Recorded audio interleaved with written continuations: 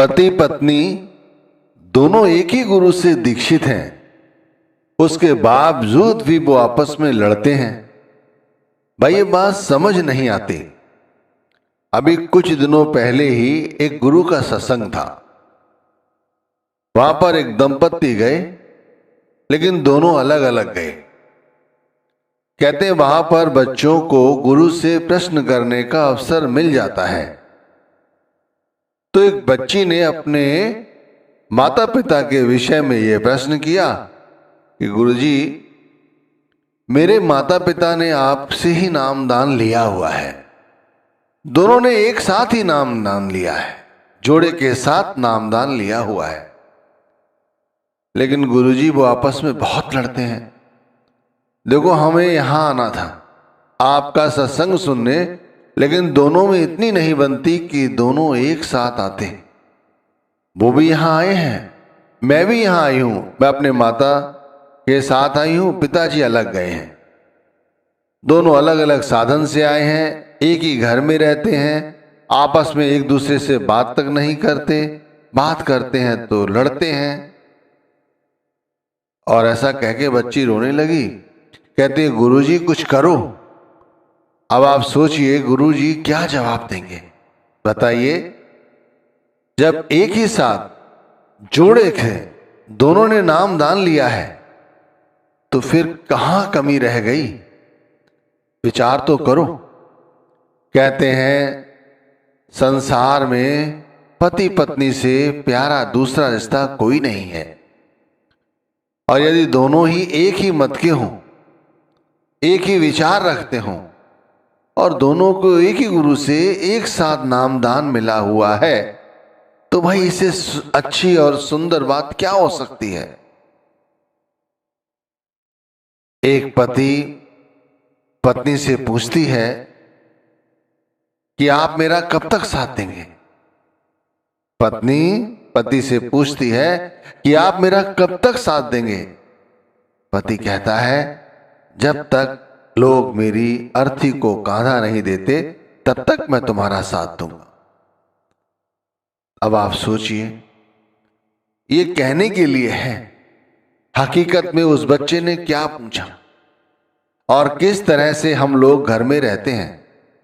भाई शास्त्रों को पढ़ो तो पाओगे कि स्त्रियों ने जब भी अपने पति पर कोई मुसीबत आई है, तो वो लोग अपनी ढाल बनकर सामने खड़ी हो जाती हैं और अपने पति की रक्षा करती हैं।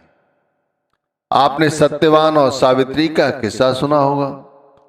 कहते हैं सावित्री यमराज से लड़ जाती है और अपने पति सत्यवान के प्राणों को बचा लेती है। इसी तरह माता सीता ने महाराज राम के वन में जाने के साथ जाने की आग्रह किया और वन की यातनाओं को सहा। भाई इसी तरह जो प्रथा है आज भी हमारे देश में, पूरे संसार में प्रसिद्ध है कि स्त्रियां अपने पति का साथ देती हैं और पति भी अपनी पत्नियों का साथ देते हैं, उनसे प्रेम करते हैं। लेकिन अब जो हो रहा है, हमें उस पर भी जोर देना चाहिए कि ज्यादातर लोग घरों में लड़ते हैं, एक गुरु से दीक्षित होने के बाद लड़ते हैं। भाई वैसे लड़े समझ आता है, लेकिन भाई जब दोनों की मंजिल एक है, दोनों के गुरु एक हैं, दोनों को एक ही नामदान मिला हुआ है, दोनों को एक तरह ही समझाया जाता है कि भाई नाम जपो, उसके बावजूद भी आपस में लड़ना, क्या कोई हमारे ऐसे कर्म खराब हैं? ऐसा हमने कोई पुराना कर्म कर रखा है जिस वजह से ऐसा हो रहा है? कहते हैं पहले बुरा कमाए के बांधी बिस की पोट, पहले बुरा कमाए के बांधी बिस की पोट, कोट करम पल में कटे जब आया गुर की ओट। अरे भाई हमने कोई पुराना कर्म कर रखा है और वो कर्म ऐसे हैं जिसकी बहुत बड़ी पोटली हमने बांधी हुई है। अब यदि हम गुरु के भाड़े में आ गए हैं और हमें नामदान मिल गया है, तो तो भाई क्यों ना उस नाम को जप कर ये जो विष की पोट है, कर्मों की पोट है जो हमने बांध रखी है पीछे, ये क्यों नहीं हल्की कर लेते हैं? नाम जपे।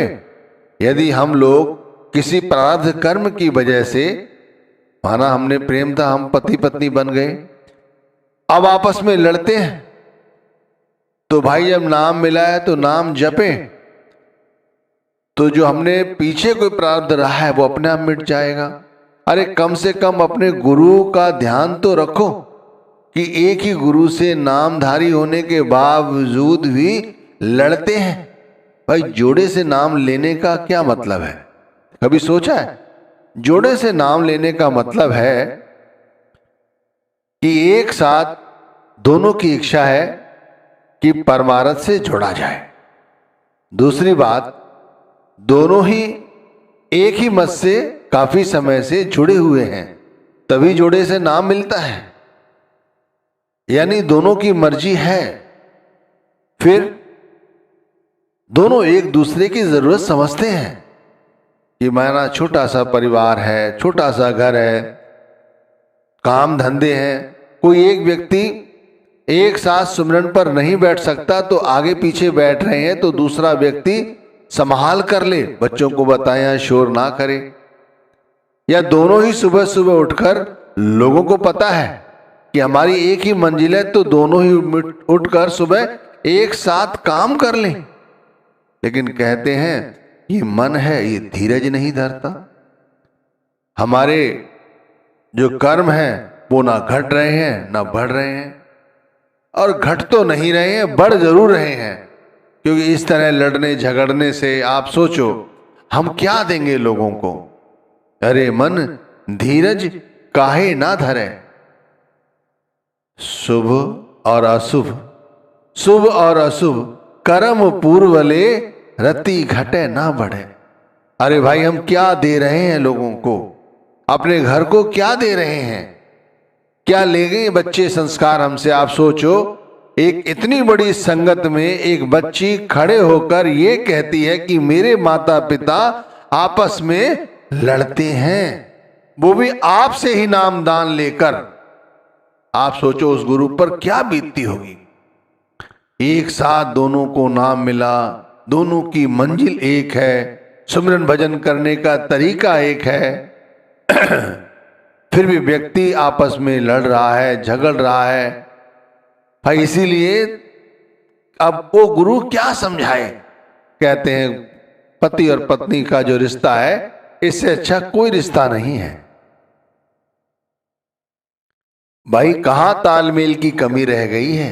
नामधारी होने के बावजूद भी यदि खाने बैठते हैं, खाने में थोड़ी सी कमी रह जाए, आप तब भी लड़ रहे हैं। हमारे बीच में कोई तीसरा आ जाए तो आपस में लड़ रहे हैं। पहले तीसरा आना ही नहीं चाहिए। हमारे बीच में तो गुरु है, उसके सिवाय तीसरा कोई नहीं आना चाहिए। कहते हैं घर में एक ही टीवी है, दोनों चाहते हैं एक ही समय कुछ अलग अलग देखना, इसी बात पर मनमुटाव हो जाता है। भाई छोटे मोटे झगड़े हर घर में होते हैं, छोटे मोटे झगड़े होने भी चाहिए। कहते हैं इन झगड़ों से आपस में प्रेम बढ़ता है, पर एक दो दिन की लड़ाई रिश्तों में कभी कड़वाहट नहीं लाती। ध्यान रखना, कभी भी घंटे दो घंटे हफ्ते भर में लड़ लिए, थोड़ा मनमुटाव हो गया, इनसे कभी भी रिश्तों में कोई कड़वाहट नहीं आती। थोड़ी देर बाद फिर सब भूल जाते हैं, वैसे ही हो जाते हैं। लेकिन भाई जब ये छोटी छोटी बातें नासूर बनने लग जाएं, तब रिश्ते टूट जाते हैं। ये छोटी छोटी बातें अंदर ही अंदर हमारे रिश्तों को खोखली कर देती हैं। कोई फर्क नहीं पड़ता कि व्यक्ति कहाँ जा रहा है, क्या खा रहा है, कैसे रहेगा, कैसे नहीं। एक व्यक्ति दूसरे व्यक्ति की ये परवाह तक नहीं कर रहा। अब आप समझिए तो फिर कैसे जिया जाए। तो आज का जो सब्जेक्ट है ये बहुत अच्छा है। हम में से करोड़ों लोग ऐसे हैं जो पति पत्नी हैं, और एक ही गुरु से दीक्षित हैं, फिर भी आपस में लड़ते हैं। भाई अगर ये सोचकर नामदान जोड़े के साथ लेते हो, ये गलत फहमी पाली हुई है कि जोड़े के साथ नामदान ले रहे हैं। यदि एक व्यक्ति नाम की कमाई कर लेगा तो दूसरे के नाम में वो ऑटोमेटिक लिख जाएगी। ऐसा नहीं है। अगर कोई व्यक्ति कुछ कमाएगा तो वो पैसा, वो चीज उसी के खाते में क्रेडिट होगी, दूसरे के नहीं। दूसरा यदि सोचता है कि इसके करने से हमें फायदा होगा या मेरे लेखे में भी कुछ लिखा जाएगा, तो ये सिर्फ गलत फहमी है। ऐसा ना हो। भाई देखो, अगर जोड़े के साथ नामदान नहीं भी मिला है, आगे पीछे मिला है, लेकिन एक ही गुरु से दीक्षित हो या किसी अन्य गुरु से भी दोनों दीक्षित हैं, फिर भी आपस में लड़ना नहीं चाहिए। हो सकता है दो अलग अलग संतों से नामदान लिया है तो दोनों के रास्तों में थोड़ी बहुत भिन्नता हो, लेकिन मंजिल फिर भी एक ही होगी। और जब एक ही गुरु से दीक्षित हो तो फिर लड़ाई की तो कोई जरूरत होनी ही नहीं चाहिए। आपस में एक दूसरे को तालमेल बिठाने की जरूरत है। घर में ऐसा वातावरण बनाने की जरूरत है कि आपको लोग देखकर वो भी सबक लें और गुरु से दीक्षित होने के विषय में सोचें कि देखो ये दंपत्ति कितना बढ़िया है। एक साथ दोनों उठते हैं, एक साथ दोनों सोते हैं, आपस में सिर्फ गुरु घर की चर्चा करते हैं, दोनों की मंजिल एक है। एक सा ही सात्विक भोजन करते हैं, जो मिल जाता है उस थोड़े में ही सब्र संतोष रखे हुए हैं।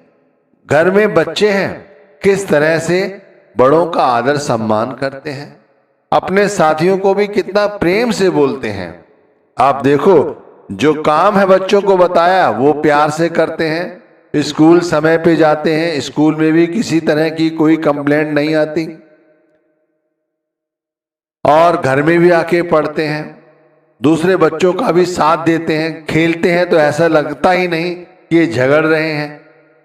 भाई इस तरह से अपना जीवन चरित्र क्यों नहीं बनाते, जिसे तुम्हें देखकर कोई सीखे, तुमसे तुम्हारे गुरु के विषय में पूछे कि तुम किस गुरु से दीक्षित हो। इस तरह से तो भाई अपने गुरु का नाम खराब करने की क्या जरूरत है। आप समझो, सत्य नाम निज औषधि सतगुरु दई बताए। सत्य नाम निज औषधि सतगुरु दई बताए, औषध खाए रूपत रहे ताको वेदन जाए। भाई जो औषधि खाएगा, जो दवाई समय पर लेगा, जो दवाई के साथ परहेज करेगा, उसी की वेदना जाएगी, वही सही होगा। और ये बात बिल्कुल सही है, यही हमारे गुरु हर वक्त हमें बताते हैं। हमें भी ये चीज सीखनी चाहिए। लोगों को कुछ करके दिखाना है, अपने कार्य व्यवहार से, अपनी रहनी से, जिससे कि लोग हमारे गुरु के बारे में हमसे पूछें। ऐसे नहीं कि लड़ते झगड़ते रहें। और अगर अब तक लड़े हो, अब तक झगड़े हो, कोई बात नहीं, अब मत छाड़ो, अब मत लड़ो, अब किसी तरह का मन मुटाव ना करो। आपस में एक दूसरे को क्षमा कर दो, प्रेम में आपस में क्षमा कर दो, और फिर से एक साथ होकर अपने परिवार को पालो। भाई जो है उसमें सब्र संतोष करो, यही सच्ची भक्ति है। कई बार ऐसा होता है, गुस्सा सभी को आता है, नहीं समझ पाते कि दूसरे को कौन सी बात अच्छी लग जाएगी, कौन सी बुरी।